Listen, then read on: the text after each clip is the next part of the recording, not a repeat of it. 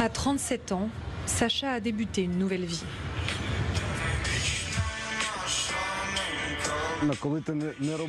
Honnêtement, quand t'as pas pu faire ça pendant plus d'un an, alors que tu en rêvais, les émotions, ça te dépasse. C'est genre BAM! Et voilà, tu cours, tu peux courir. C'est vraiment cool. Il a été blessé le 13 mars 2022 alors qu'il défendait la région de Kiev. Il y a eu un tir de char, une explosion tout près et ma jambe a été arrachée instantanément. Il y avait encore des lambeaux qui pendaient, mais j'ai gardé mon sang-froid et j'ai rampé dans un endroit plus ou moins sûr. Mon premier geste a été de décrocher mon garrot, mais j'étais sous le choc, je perdais toutes mes forces. Les orques se rapprochaient de plus en plus de nous, j'entendais déjà leurs échanges, les grésillements de leurs radios. Alors j'ai pris une grenade en me disant que s'ils avançaient encore, je n'allais pas me rendre, que j'allais au moins faire sauter quelques-uns de ces enfoirés avec moi.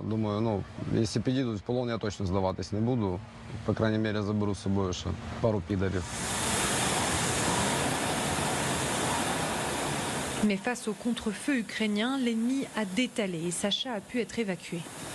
Quand je me suis réveillé à l'hôpital de Jitomir, je leur ai dit « Pourquoi vous me retenez ici? Je dois être avec mes frères d'armes. » Et ils m'ont dit « Du calme mon ami, il te faut un peu de temps. » Il s'est, depuis, écoulé plus d'un an. Sacha s'est reconstruit à travers le sport et courra le marathon des Marines le 26 octobre prochain à Washington.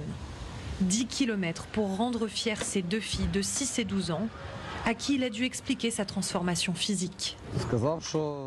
Je leur ai dit que leur papa avait changé sa jambe ordinaire pour une en acier et devenir exceptionnelle.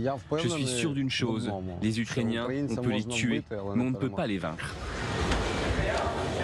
Nous avons rencontré un autre de ces invincibles.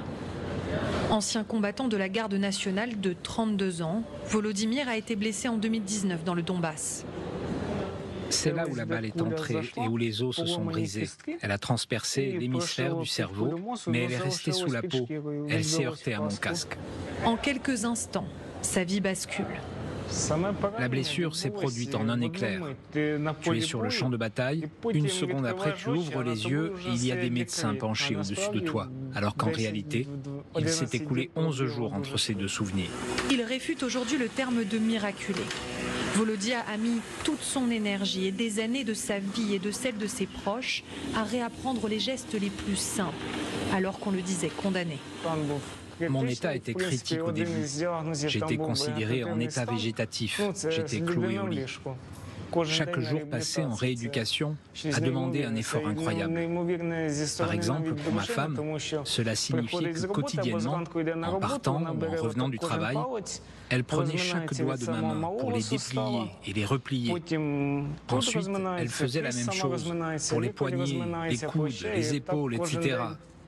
Et c'était comme ça tous les jours.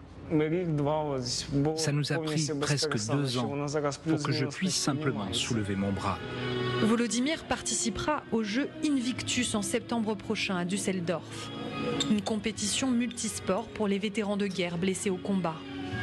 Un tournoi inspiré du poème éponyme écrit en 1875 par William Ernest Henley sur son lit d'hôpital où il se battait lui-même contre la douleur après une amputation.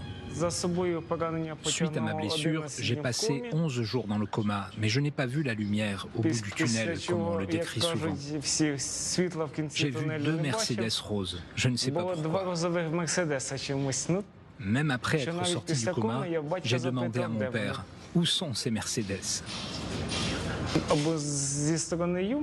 C'est à toi de décider si tu gères la situation avec humour ou d'une toute autre manière. Mais dans le second cas, tu t'enterres toi-même vivant. Cet ex-soldat a fait sien les derniers vers du poème devenu un symbole mondial.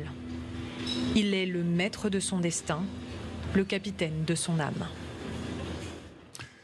Reportage donc auprès de ces vétérans qui tentent de se reconstruire parfois pendant des années. Signé Mélina Huette, Morgane Bonnat et André Imaliou qui